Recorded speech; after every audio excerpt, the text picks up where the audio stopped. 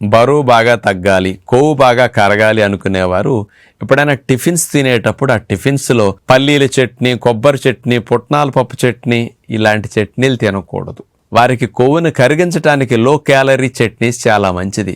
ఎందుకంటే టిఫిన్స్లో వాడే పిండిల్లో కార్బోహైడ్రేట్స్ ఎక్కువ ఉంటున్నాయి, క్యాలరీస్ ఎక్కువ. చట్నీస్లో కూడా ఇలాంటి తింటే క్యాలరీ కౌంట్ పెరిగిపోతుంది. కాబట్టి టమోటా చట్నీ, పుదీనా చట్నీ, కొత్తిమీర చట్నీ ఇలాంటి వాటిని మీరు ఎక్కువగా ప్రిఫర్ చేయాలన్నమాట. ఈ రకమైన చట్నీల్లో యాంటీ ఆక్సిడెంట్స్ ఎక్కువ ఉంటాయి, అట్లాగే ఫైబర్ కూడా ఎక్కువ ఉంటుంది, ఫ్యాట్ బర్నింగ్కి సపోర్ట్ చేస్తుంది, క్యాలరీ కౌంట్ ఆటోమేటిక్గా తగ్గిపోతుంది.